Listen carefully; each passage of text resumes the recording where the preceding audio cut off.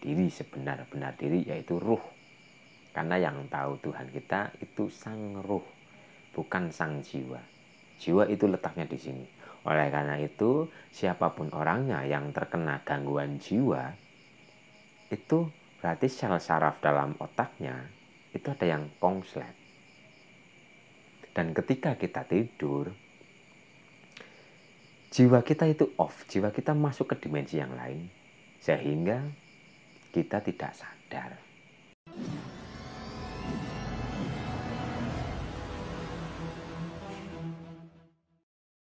Assalamualaikum warahmatullahi wabarakatuh. Rahayu sagunging dumadi. Berhubung tadi saya membaca komen-komen dari panjenengan, ada komen yang menarik, yaitu berkomen bagaimana untuk bertemu dengan diri sejati atau guru sejati. Guru sejati yang ada di dalam diri. Ketika kita ingin berjumpa dengan guru sejati yang ada di dalam diri, maka kita akan menjabarkan dengan cerita perwayangan, yaitu Bima yang bertemu dengan Dewa Ruci. Ketika dalam cerita perwayangannya, Sang Bima ini disuruh untuk mencari atau untuk mengetahui jati dirinya. Dan yang pertama, Bima itu disuruh untuk mencari kayu gong susuhe angin. Dan Bima kala itu mencari kayu gong susuhe angin itu lari ke alas atau lari ke gunung. Dan dalam cerita perwayangan tersebut lari ke gunung, dan di gunung dijumpai oleh dua raksasa dan sebagainya. Itu simbol atau itu sangepan. Yang dimaksud gunung, bertemu dua raksasa, itu sebenarnya adalah bab kepala, bab akal ini, bab kepala. Jadi yang dimaksud dua raksasa itu adalah sifat negatif dalam kepala kita, yaitu ego dan nafsu yang ada di dalam kepala. Ketika Sang Bima bisa mengalahkan nafsu dalam dirinya atau dalam kepalanya, maka raksasa itu akan menjadi Batara Indra dan Batara Bayu. Dan yang dimaksud Batara Indra itu adalah indera kita ini, mata, hidung, telinga, mulut. Ini Batara Indra ini hubungannya dengan panca indera kita. Karena panca indera kita jika tidak dijaga, ini akan membuat kerusakan bagi diri kita sendiri. Ini akan mendolimi diri kita sendiri. Jadi ini harus dijaga. Dan Batara Bayu itu hubungannya dengan angin, yaitu nafas. Nafas kita pun jika tidak dijaga itu akan merusak atau mendolimi diri kita sendiri. Jadi Bima mencari ke gunung, mencari kayu gong susue angin, itu adalah mencari lewat akal. Ketika mencari lewat akal, Bima itu tidak menjumpai apa-apa. Yang Bima jumpai adalah dua monster, yaitu sifat indera dan sifat nafas. Jika tidak dikendalikan itu akan merusak atau mendolimi diri kita sendiri, sehingga Sang Bima itu mengalahkan sifat-sifat negatif yang ada di pikiran. Ketika Sang Bima telah mengalahkan monster tersebut, maka Sang Bima akan paham dengan yang dimaksud kayu gong susue angin. Kayu itu adalah hayu atau hidup, gong itu besar. Sosoh itu adalah contohnya seperti sosoh manuk atau rumah burung. Burung itu tempatnya di sini, maka pagi ia keluar, sore ia pulang. Jadi tempat keluar masuk sang burung ini. Kayu gong susue angin lah. Nah ini kok sosoh angin. Sosoh angin itu maksudnya nafas. Jadi kita harus mencari atau mengenali nafas kita sendiri. Ngeningno cipto, mandeng pucuki inggrono, madep mantep kang marbuwa seso, mekek babagan hawa songo. Jadi kita harus mengheningkan cipta. Kita harus mengheningkan atau kita harus melepas keterikatan keinginan diri kita ini. Karena keinginan-keinginan itu adalah ego, keinginan-keinginan itu adalah nafsu. Sejatinya diri kita tidak mempunyai keinginan, karena kita seharusnya mengikuti kehendak Sang Maha. Kita diutus ke alam dunia ini hanya untuk mengikuti arahan dari Sang Maha. Kita harus berjalan pada jalan yang lurus. Dan Sang Bima ketika sudah mengalahkan ego dalam pikirannya, nafsu dalam pikirannya, maka Sang Bima itu diperintah untuk masuk ke dalam samudra. Dan samudra di sini itu ya simbol juga, karena samudra yang dimaksud itu adalah hati, yaitu samudraning batin. Ketika Sang Bima masuk ke dalam samudra, Bima itu ditemui oleh ular naga. Ular naga itu pun simbol. Ular itu adalah binatang yang memakan segala sesuatu itu langsung ditelan mentah-mentah. Sang ular itu memakan apapun itu langsung ditelan mentah-mentah atau ditelan bulat-bulat. Dan ular itu, ularnya ular naga yang identik mempunyai api atau semburan api. Itu pun simbol amarah dalam diri kita, itu simbol angkara murka dalam diri kita. Jadi jika kita mendengar sesuatu apapun itu harus kita kupas, harus kita kunyah dulu, atau kita cari dulu kebenarannya. Jangan menelan mentah-mentah. Itu sanepan atau simbol dari ular naga. Kenapa api? Ya, api itu sifatnya panas. Api itu selalu menuju ke atas, yaitu tinggi hati, yaitu sombong. Seperti iblis itu dikutuk, dikeluarkan dari surga karena mempunyai sifat sombong. Sang iblis mempunyai rasa bahwa dirinya itu merasa lebih tinggi daripada yang lain. Itu sifat iblis. Dan ketika kita ingin menemukan diri sejati atau guru sejati yang ada di dalam diri kita, kita harus mengalahkan sifat-sifat tinggi hati, sifat sombong, amarah yang sifatnya negatif. Itu harus kita kalahkan. Dan setelah Sang Bima itu telah mengalahkan ular naga, maka baru di situ guru sejati itu akan muncul. Sang Dewa Ruci akan muncul. Dewa Ruci itu pun sanepan, ruci, ruh kang suci. Ruci yaitu jati diri menungso kabeh. Jadi ruh yang suci ini sebenarnya adalah guru sejati kita yang selalu menuntun dan membimbing diri kita. Inilah guru sejati yang ada di dalam diri kita. Dan guru sejati ini dalam umum itu disebut dengan kata hati. Jadi kata hati itu tidak pernah berbohong. Ketika kita mungkin melakukan kesalahan dan sebagainya, hati ini sebenarnya selalu menasehati kita. Ya, inilah Dewa Ruci. Ya, inilah guru sejati yang ada di setiap diri manusia. Dewa Ruci ini adalah ruh sejati, ruh yang suci, yang asalnya dari Gusti. Oleh karena itu, ketika kita ingin mengenal Tuhan kita, kita harus mengenal dengan ruh kita dulu yang suci, ruh yang sejati, yang tahu jalan pulang. Ruh inilah yang diberitahu jalan pulang. Ruh inilah yang diberitahu di alam dunia ini tugasnya untuk apa dan bagaimana. Ya, ruh kita ini, ruh sejati dalam diri kita semua. Kenalilah ruh kita. Siapapun yang mengenal dengan ruhnya, maka ia akan kenal dengan Tuhannya. Barang siapa kenal dengan Tuhan, barang siapa kenal dengan ruhnya, maka ia akan kenal dengan Tuhannya. Man arofa nafsahu faqad arofa robbahu. Sapa wonge kenal dengan dirinya, maka ia akan kenal dengan Tuhannya.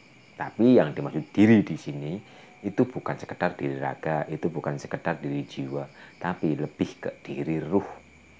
Karena diri raga, kita semua tahu diri raga kita. Diri raga kita ini yang berfisik. Dan masuk lagi ke dalam. Diri jiwa itu akal. Diri ruh itu ada di sini. Yaitu hidup yang ada di dalam diri kita. Jadi untuk mengenal Tuhan, kita harus masuk ke dalam diri. Diri batin kita yang sejati, yaitu ruh yang sejati itu ada di sini. Akal ini, jiwa ini tidak akan pernah mampu menyaksikan Tuhan. Karena yang bisa menyaksikan Tuhan itu adalah ruh kita. Ruh yang asalnya dari Tuhan kita. Sangkan paraning dumadi. Asalekan Gusti, ya kudu balik marang Gusti. Innalillahi wa inna ilaihi rajiun. Kita milik Allah. Kita semua ini berasal dari Allah. Dan kita harus kembali kepada Allah. Jadi untuk melihat Tuhan, untuk mengenal Tuhan, itu kita harus mengenal dengan Dewa Ruci. Ruci itu simbol atau sebutan ruh yang suci, karena dalam diri kita itu banyak sekali ruh.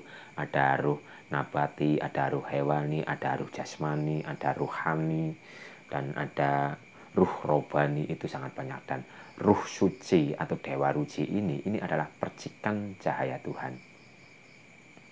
Ini berasal dari Sang Maha. Ini yang mengetahui jalan kembali pulang. Otomatis ketika kita ingin mengenal dengan Tuhan kita, kita harus mengenal dengan ruh kita. Caranya untuk mengenal ruh, ya itu tadi, kita harus mengosongkan atau melawan ego, nafsu, pikiran kita. Kita melawan atau mengheningkan angkara murka kita. Jadi sifat-sifat negatif yang ada di dalam diri kita itu harus kita buang. Harus kita buang. Agar kita bisa berjumpa dengan diri sejati kita. Dan agar kita kenal dengan Tuhan kita. Jadi untuk mengenal guru sejati, fanakan pikiran, heningkan rasa, maka kita akan masuk ke dalam keheningan. Dan dalam keheningan itu, dalam kekosongan itulah kita akan benar-benar memahami, benar-benar melihat, menyaksikan, atau mengenal dengan ruh yang sejati. Ruh yang sejati itu digambarkan seperti ini. Ketika kita bermimpi, dalam mimpi kita melihat diri kita itu sedang beraktivitas. Yang kita lihat ketika kita sedang beraktivitas itu adalah jiwa. Ruh kita itu adalah yang melihat kita sedang beraktivitas. Jadi dalam mimpi itu kan kita biasa melihat kita mungkin sedang beraktivitas, bekerja, atau sedang apa. Tapi seolah-olah dari kejauhan itu ada yang mengamati mimpi itu. Dari kejauhan ada yang melihat mimpi itu tanpa ekspresi, tanpa merespon, dan sebagainya. Ya itulah ruh kita. Kenalilah yang itu. Jika kita sudah kenal dengan yang mengamati, yang melihat, yang menyaksikan mimpi kita, maka kita akan kenal dengan Tuhan kita. Jadi inti utama adalah kita mengenal diri. Diri sebenar-benar diri, yaitu ruh. Karena yang tahu Tuhan kita itu sang ruh, bukan sang jiwa. Jiwa itu letaknya di sini. Oleh karena itu, siapapun orangnya yang terkena gangguan jiwa, itu berarti sel saraf dalam otaknya itu ada yang konslet. Dan ketika kita tidur, jiwa kita itu off, jiwa kita masuk ke dimensi yang lain, sehingga kita tidak sadar. Ketika kita tidur mungkin kita diiming-imingi oleh uang banyak atau uang yang begitu banyak, maka kita tidak merespon. Karena jiwa itu masih terikat oleh kebaikan dan keburukan. Jiwa itu masih terikat oleh makhluk. Tapi ketika jiwa itu fana, ketika jiwa itu off, maka sang jiwa itu sudah tidak terpengaruh oleh baik dan buruk. Jalan satu-satunya agar jiwa tidak terpengaruh menjadi jiwa mutmainnah, ya kita harus membersihkan pikiran-pikiran negatif kita. Kita harus selalu menjaga pikiran kita. Kita harus ngolah pikir. Jadi pikiran kita harus diolah agar selalu berpikir yang baik-baik, selalu berpikir yang positif-positif. Setelah pikiran ini sudah jernih, sudah bersih, maka kita akan memasuki dimensi yang lebih tinggi, yaitu dimensi ruh. Ruh kita ini sudah tidak terpengaruh oleh baik dan buruk. Ruh kita ini sudah tidak akan senang jika disanjung, sudah tidak akan sedih atau marah ketika kita dicaci maki dan sebagainya. Karena ruh kita itu terbebas dari ikatan-ikatan atau belenggu-belenggu makhluk. Ruh kita itu hanya yang dipandang itu adalah Tuhan kita. Ruh kita itu membawa amanat. Ruh kita itu membawa tugas. Jadi ruh kita itu hanya menjalankan kebenaran. Dan kebenaran itu sudah tidak terikat oleh baik dan buruk. Boleh jadi itu baik menurut manusia, tapi buruk menurut Tuhan kita. Dan boleh jadi kita disuruh melakukan yang mungkin dianggap tidak baik oleh manusia, tapi itulah yang terbaik untuk diri kita. Jadi kita harus bisa membedakan mana jiwa, mana ruh. Asal kita sudah kenal dengan ruh sejati, otomatis kita akan kenal dengan Tuhan kita. Karena yang mengenal Tuhan kita itu adalah ruh kita ini. Sedangkan jiwa kita itu tidak bisa mengenal atau menyaksikan Tuhan kita. Karena jiwa itu adalah akal. Dan akal tidak akan mampu melihat atau menyaksikan Tuhan. Yang mampu melihat, menyaksikan Tuhan itu bukan dengan mata jiwa, tapi dengan mata batin. Mata jiwa itu adalah cakra ajna. Cakra ajna, jadi kita mempunyai mata tiga, ya, ini mata indrawi yang bersifat ragawi, dan mata ajna atau mata ketiga atau indera keenam ini di tengah-tengah sini, dan ini pandangan semesta, pandangan semesta, pandangan jiwa yang untuk melihat sesuatu selain Tuhan atau melihat kemakhlukan, kegoiban makhluk. Jadi untuk melihat kegoiban makhluk ini ada di sini. Tapi mata hati ini tentang kegoiban ilahi, tentang keilahian. Jadi mata ini untuk melihat keilahian. Dan akal ini bisa menerjemahkan pandangan sini. Pandangan sini mengirim sinyal kepada mata sini atau pengetahuan atau pendengaran jiwa, dan pendengaran, pengetahuan dan sebagainya yang ada di jiwa ini akan melemparkan lagi atau mentransferkan lagi pengetahuan itu kepada sel saraf dan sebagainya. Dan ketika sel saraf mendapatkan informasi, mendapatkan perintah dari sang jiwa, maka kita akan bisa bergerak. Jadi pergerakan seperti ini sebenarnya itu berasal dari Sang Maha. Dari Sang Maha yang memberikan arahan kepada batin hati kita menyalurkan informasi itu kepada jiwa atau kepada akal akan menyalurkan kepada sel-sel yang ada di otak kita ini, sehingga pergerakan ini terjadi. Jadi itu prosesnya panjang dan itu proses cahaya. Semua itu berasal dari la haula wala quwata illa billah. Semua pergerakan seperti kita berbicara, kita bergerak, semuanya sejatinya itu dari Sang Maha, atau kita mendapatkan pertolongan dari Tuhan penguasa alam semesta. Jadi jangan sampai kita merasa bahwa kita bisa. Kita bisa karena kita dipisahkan oleh Sang Maha. Kita bisa berbicara, kita bisa beraktivitas, kita bisa bergerak, bukan diri kita yang bisa. Kita hanya mendapatkan pertolongan dari Sang Maha. Kita hanya mendapatkan anugerah yang begitu luar biasa, mendapatkan la haula wala quwata illa billah, boten wonten daya lan kekuatan, boten wonten daya lan upaya kecuali angsal pitulungane Gusti. Jadi jangan sampai kita merasa bahwa kita bisa bergerak. Jangan sampai kita membuat dosa yang tidak kita sadari, yaitu syirik khafi, kesyirikan yang tanpa kita sadari. Kita bisa bergerak, tapi jika pergerakan ini tidak ada kesadaran kepada Tuhan kita, itu adalah syirik khafi. Kita merasa bahwa kita yang bisa bergerak itu sudah sangat berbahaya. Jadi latihlah diri kita agar selalu terhubung dengan Tuhan kita, agar selalu berkesadaran kepada Tuhan kita, sehingga pergerakan seperti ini batin kita sadar bahwa kita bisa bergerak ini karena mendapatkan pertolongan dari Tuhan penguasa alam semesta. Jadi inti dari semua itu adalah kita membersihkan kekotoran-kekotoran batin kita ini, kekotoran-kekotoran pikiran, kekotoran-kekotoran hati, dan kekotoran-kekotoran perilaku yang telah tercatat oleh semesta ini. Karena semesta ini itu pun mencatat pergerakan, semesta ini pun mencatat radiasi dari energi yang kita pancarkan. Karena setiap aktivitas, setiap gerakan itu memancarkan radiasi energi, dan semesta atau ruang-ruang di sekitar kita itu akan menangkap energi-energi tersebut. Jadi bersihkanlah semuanya, bersihkanlah energi yang memancar atau yang telah tercatat di semesta. Bersihkan pikiran-pikiran negatif dalam pikiran kita ini, dan bersihkanlah batin kita ini, agar kita bisa dijumpai atau Sang Dewa Ruci mau menjumpai diri kita. Syaratnya kita harus membersihkan kekotoran-kekotoran batin kita agar kita dapat menemukan kebenaran yang sejati, agar kita selalu dituntun dan dibimbing oleh guru sejati yang ada di dalam diri kita ini. Dan guru sejati yang ada di dalam diri kita itu letaknya ada di tengah-tengah dada kita ini.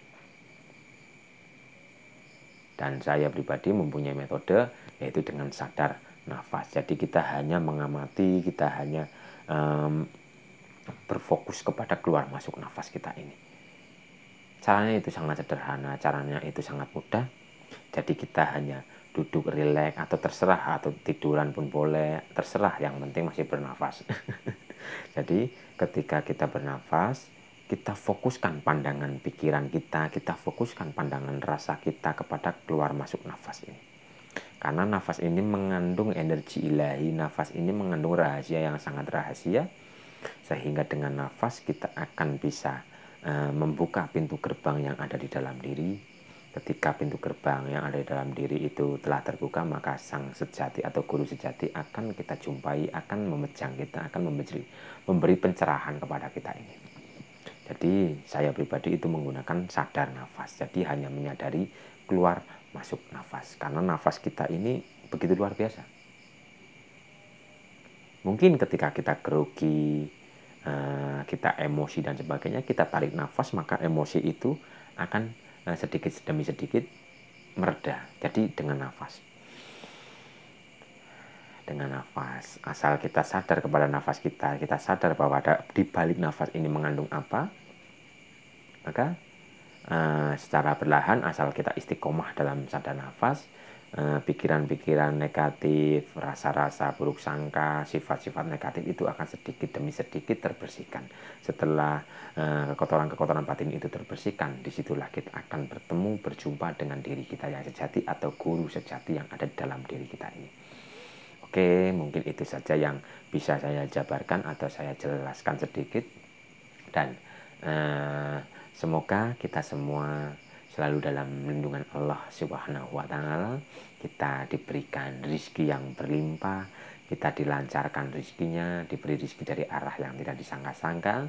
Dan semoga yang sedang mempunyai permasalahan diangkat permasalahannya, yang mempunyai penyakit diberikan kesembuhan, yang mempunyai hutang piutang diberi jalan untuk melunasi oleh Tuhan kita.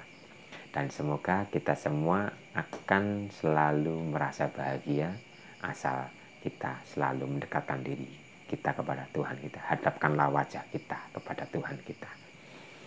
Assalamualaikum warahmatullahi wabarakatuh. Rahayu, rahayu, rahayu.